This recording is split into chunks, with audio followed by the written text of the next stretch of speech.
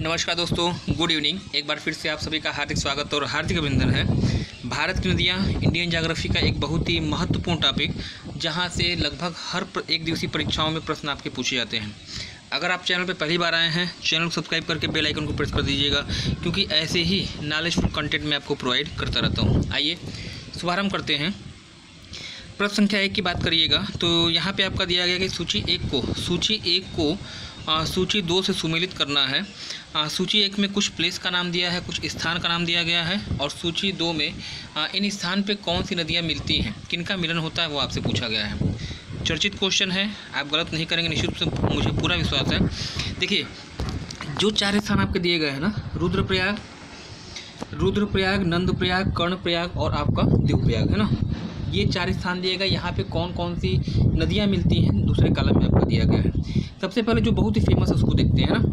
देखिए, देवप्रयाग में किस नदी का मिलन होता है, तो एक बार फिर देखिए यहाँ पे हाँ, भागीरथी और अलकनंदा।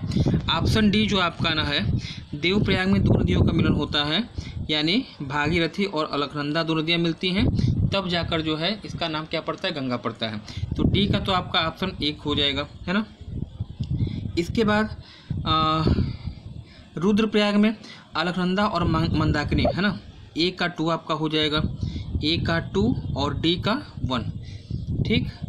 नंदप्रयाग में अलकनंदा और नंदाकिनी नदियों का मिलन होता है, बी का 3 हो जाएगा, बी का 4 हो जाएगा। और याद रखिएगा, कर्णप्रयाग में अलकनंदा और पिंडार नदियों का मिलन होता है, यानी सी का आपका 3 हो जाएगा, है ना। फिर से देख लीजिए, रुद्रप्रयाग में अलकनंदा और मंदाकिनी का मिलन होता है, नंदप्रयाग में अलकनंदा और नंदाकिनी का मिलन होता है, कर्णप्रयाग में अलकनंदा और पिंडार का मिलन होता है, और देवप्रयाग में जो प्रचलित क्वेश्चन है आपसे पूछा जाता है, भागीरथी और अलकनंदा का मिलन होता है, जहाँ से गंगा का नाम जो है गंगा पड़ता है। यानी जो सही जो कूट आपका बन रहा है, ए का 2 बन रहा है, ए का 2, बी का 4, सी का 3 और डी का 1। डी का 1, ए का 2 याद रखिएगा, ए का 2 2 में मिल रहा है और डी का 1 है ना। ए का 2 और डी का 1 ऑप्शन सी में केवल 1 में मिल रहा है। ऑप्शन सी आपका यहाँ पे क्या हो जाना चाहिए, वह सही हो जाना चाहिए, है ना। चलिएगा, प्रश्न संख्या यहाँ पे अगर 2 की बात करिएगा तो दिया गया कि गंगा नदी उदाहरण है ना। गंगा नदी निम्नलिखित में से उदाहरण है, किस अपवाह का उदाहरण है, ये आपसे पूछा गया है। अक्रमवर्ती अपवाह दिया है, अनुवर्ती अपवाह दिया है, पूर्ववर्ती अपवाह दिया है और परवर्ती अपवाह दिया है। प्रश्न का जो सही उत्तर आपका हो जाएगा ऑप्शन सी सही हो जाएगा। यह एक पूर्ववर्ती नदी का उदाहरण है।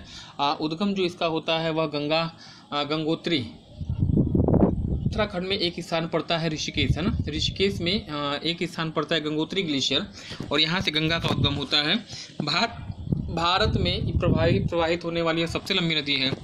2 देशों में इसका प्रवाह है, भारत और बांग्लादेश। और बांग्लादेश में इसी नदी को जो है आप क्या मानते हैं, इसे पद्मा के नाम से भी जाना जाता है। 2008 याद रखिएगा, गंगा को भारत की राष्ट्रीय नदी घोषित किया गया था। यह फैक्ट भी आपके लिए जो है इंपॉर्टेंट होने जा रहा है ना। प्रश्न संख्या 3 की बात करिएगा, पहले ही मैंने आपको बता दिया है। प्रश्न पूछा गया है, बांग्लादेश में प्रवेश के उपरांत गंगा को निम्नलिखित में से किस नाम से जाना जाता है। प्रचलित क्वेश्चन है, बांग्लादेश में प्रवेश के पश्चात गंगा को किस नाम से जाना जाता है।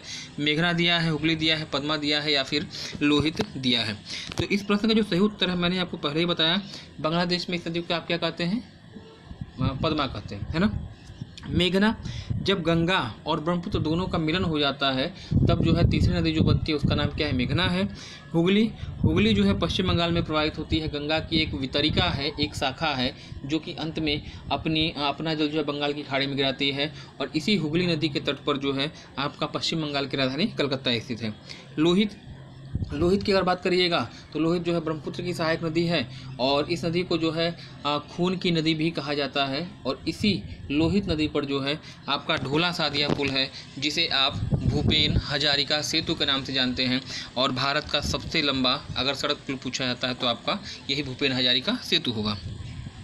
प्रश्न संख्या अगर 4 की बात करिएगा तो यहाँ पे दिया गया है कि निम्नलिखित में से किस नदी के तट पर बद्रीनाथ धाम स्थित है। इंपॉर्टेंट क्वेश्चन है, याद रखिएगा। मंदाकिनी नदी दिया है, अलकनंदा दिया है, विष्णु गंगा दिया है और साथ ही साथ आपका धौली गंगा दिया है। पूछा है कि निम्नलिखित में से किस नदी के तट पर बद्रीनाथ धाम स्थित है, मंदाकिनी, अलकनंदा या फिर विष्णु गंगा और धौली गंगा। तो जो बद्रीनाथ धाम है वह अलकनंदा नदी के तट पर है। ऑप्शन बी आपका क्या हो जाएगा, यहाँ पे सही हो जाएगा, उत्तराखंड में स्थित है। और यह किस देव को समर्पित है, कभी कभी ऐसे भी प्रश्न आपका बन जाता है। तो यह जो बद्रीनाथ है वह विष्णु देव को समर्पित है, विष्णु जी को समर्पित होगा। मंदाकिनी के तट पर आपका केदारनाथ शामिल है, केदारनाथ धाम स्थित है जो कि शिव जी को समर्पित है। तो यह भी आपके लिए 2 धाम मैंने बताए, बद्रीनाथ अलकनंदा के तट पर, केदारनाथ जो आपका है वह बद्रीनाथ अलकनंदा के तट पर, और जो केदारनाथ आपका है वह मंदाकिनी के तट पर स्थित होगा। प्रश्न संख्या 5 की बात कर लीजिए तो यहाँ पे दिया गया कि निम्नलिखित में से कौन सी नदी गंगा में दाहिने किनारे पर मिलती है ना। 4 सहायक नदियों का नाम दिया गया है, चारों की चारों गंगा की ही सहायक हैं। पूछा गया है कि कौन सी नदी गंगा में दाएं तट पर मिलती है। कोसी है, घाघरा है, गंडक है, कोसी, घाघरा, गोमती या फिर यमुना। याद रखिएगा इन चारों ही नदियों का जो उद्गम होता है वह हिमालय से होता है ना। कोसी नदी बिहार में पटना के समीप मिलती है, बाएं किनारे पर। घाघरा नदी बिहार में छपरा के समीप मिलती है, ये भी बाएं किनारे पर मिलती है। गोमती उत्तर प्रदेश के वाराणसी के कैथी के समीप मिलती है, यह भी बाएं किनारे पर मिलती है ना। मतलब जो ऊपर की 3 नदियां हैं वह गंगा में लेफ्ट साइड से मिलती हैं, बाएं किनारे पे मिलती हैं। और यहाँ पे जो प्रश्न आपका पूछा गया था गंगा में दाएं किनारे पर मिलने वाली नदी कौन सी है, तो निश्चित रूप से अगर यमुना की बात करिएगा, बंदरपूंछ की पहाड़ी उत्तराखंड में स्थित है और इसी पहाड़ी में यमुनोत्री ग्लेशियर स्थित है और इसी से उद्गम होता है किसका, यमुना का।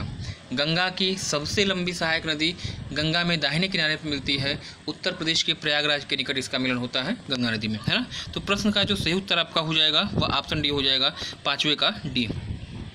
प्रश्न संख्या 6 की बात करिएगा, निम्नलिखित में से यमुना का उद्गम स्थल है। मैंने पहले चर्चा कर दिया, एक्सप्लेन कर दिया है। चौखंबा दिया है, नंदा देवी दिया है, बंदरपूंछ दिया है और नीलकंठ दिया है। यमुना गंगा की सबसे लंबी सहायक नदी है और इसका उद्गम जो है उत्तराखंड में स्थित बंदरपूंछ की पहाड़ी से होता है। ऑप्शन सी आपका सही हो जाएगा। प्रश्न संख्या यहाँ पे अगर 7 की बात करिएगा, ऐसे क्वेश्चन भी कभी कभी आपसे पूछ लिया जाता है जब प्रश्नों का लेवल टफ किया जाता है। तो कथन दिया गया है, कथन और कारण वाला प्रश्न है। कथन दिया है दिल्ली और आगरा के मध्य अधिकांश समय में यमुना नदी मृत हो जाती है। कारण इसका दिया गया है यमुना जो है असत वाहिनी नदी है। असत वाहिनी का क्या मतलब होता है, जो कंटिन्यू नहीं बहती है ना, जिसमें कंटिन्यूटी मतलब निरंतरता नहीं है। तो कथन क्या है पहले इसको समझिएगा। दिल्ली और आगरा के बीच में जो यमुना नदी है वह अधिकांश समय क्या रहती है, मृत रहती है। मृत का मतलब जल का बहाव बहुत कम रहता है, कम या निर्जीव सी प्रतीत होती है। कारण इसका ये है कि दिल्ली और आगरा दोनों ही आपके क्या हैं, औद्योगिक नगर हैं और जितने भी इंडस्ट्रियल जो एरिया हैं, जो कल कारखाने होते हैं, जो उनका वेस्टेज होता है वह इस नदी में प्रवाहित कर दिया जाता है, जिसके कारण दिल्ली और आगरा के बीच में यह नदी जो है अधिकांश समय क्या हो गई है, मृत प्राय नजर आती है, जिसका अस्तित्व ही नहीं है। तो ये तो आपका है कथन, जो कि निश्चित रूप से आपका क्या है, सही है। कथन तो आपका सही है। अच्छा, कारण दिया गया है, इसके कथन के रेफरेंस में कारण दिया गया है क्योंकि यमुना असतत वाहिनी नदी है ना, मतलब निरंतर बहने वाली नदी नहीं है, कारण ये बताया गया है। लेकिन ऐसा नहीं है, ये चीज़ आपकी गलत हो जाएगी। यमुना जो है असतत क्या कहते हैं, कंटिन्यू प्रवाहित होने नदी आपकी नहीं है, लगातार ये जो है कहा गया, ये चीज़ गलत है। ये सतत वाहिनी नदी है। यही नहीं बल्कि जितनी भी नदियां आपकी हिमालय से निकलती हैं वह सतत वाहिनी होती हैं, मतलब लगातार प्रवाहित होने वाली होती हैं, सदा वाहिनी होती हैं कह लीजिएगा। तो यह कथन आपका गलत हो जाएगा।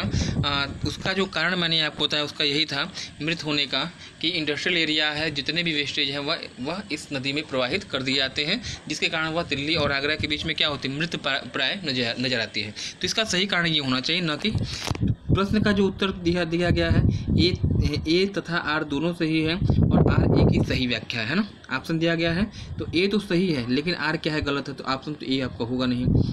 ए तथा आर दोनों सही है, दोनों सही की बात ही नहीं है। आर आपका बिल्कुल गलत है, ए सही है जबकि आर क्या है, गलत है। तो यही मैंने बताया था ना कि ए सही है कि आगरा और दिल्ली के बीच में यमुना क्या होती है, मृतप्राय हो जाती है, वो तो सही है आपका। और आर आपका असतत वाहिनी लिखा है, मतलब क्या कि आर आपका गलत है। तो ऑप्शन सी आपका यहाँ पे प्रश्न का उत्तर जो है आपका सही हो जाएगा, है ना। चलिएगा प्रश्न संख्या अगर यहाँ पे 8 की बात करिएगा, दिया गया कि निम्नलिखित में से किस नदी को यारलुंग जांगबो के नाम से भी जाना जाता है। गंगा है, सिंधु है, ब्रह्मपुत्र है या फिर महानदी है। यारलुंग जांगबो कह लीजिएगा या इसी को आप सांगपो, प्रचलित जो इसका नाम है वह यही है। यारलुंग जांगबो या सांगपो नदी के नाम से कौन सी नदी जानी जाती है? ऑप्शन हाँ सी आपका सही हो जाएगा। ब्रह्मपुत्र नदी को तिब्बत में सांगपो नदी के नाम से पुकारा जाता है और वहीं पर इसे यारलुंग जांगबो के नाम से भी जाना जाता है। आज के सेशन का 9वां क्वेश्चन जो आपके लिए है, निम्नलिखित में से कौन सी नदी तिब्बत स्थित मानसरोवर झील के समीप से निकलती है? सिंधु नदी दिया है, सतलज दिया है, ब्रह्मपुत्र दिया है और उपयुक्त सभी दिया है। तो इसका जो सही उत्तर आपका हो जाना चाहिए, देखिए सिंधु नदी का उद्गम कहाँ से होता है? तिब्बत में मानसरोवर झील के समीप से होता है। कौन सा ग्लेशियर है तो आप बताइएगा, बोगहर है ना। सतलज नदी का उद्गम भी मानसरोवर झील के समीप से होता है, इसी के पास जो एक राकसताल झील है वहाँ से उद्गम होता है। ब्रह्मपुत्र नदी, इसका उद्गम जो आपका होता है यह भी आंसी ग्लेशियर से होता है और यह ग्लेशियर भी आपका जो है वही तिब्बत में ही स्थित है, कैलाश मानसरोवर झील के पास है। तो इस तरह से तीनों नदियों का उद्गम जो है कहाँ से होता है, तीनों सही होगा, उपयुक्त सभी ऑप्शन डी आपका यहाँ पे क्या हो जाएगा, सही हो जाएगा। आज के सेशन का अंतिम क्वेश्चन जो आपके लिए है वह यहाँ पे दिया गया है 10वां क्वेश्चन, निम्नलिखित में से कौन सी ब्रह्मपुत्र की सहायक नदी है ना। कौन सी ब्रह्मपुत्र की सहायक है? दिबांग नहीं है, कामेंग है और लोहित भी आपकी है। 2 और 3 आपका सही हो जाना चाहिए, ऑप्शन बी आपका यहाँ पे सही हो जाएगा। ब्रह्मपुत्र की सहायक नदियों की अगर बात होती है तो ये रहा आज का सेशन। अगर आप चैनल पे पहली बार आए हैं, चैनल पे जुड़ जाइए, चैनल को सब्सक्राइब कर लीजिएगा, बेल आइकन को प्रेस कर दीजिएगा, क्योंकि ऐसे ही नॉलेजफुल कंटेंट मैं आपको ऑलरेडी प्रोवाइड करता रहता हूँ। चैनल को अधिक से अधिक शेयर करिए, इस वीडियो को अधिक से अधिक शेयर करिए ताकि यह वीडियो वहाँ तक पहुँचे जहाँ वास्तव में इसकी ज़रूरत है। धन्यवाद, have a nice day, good night.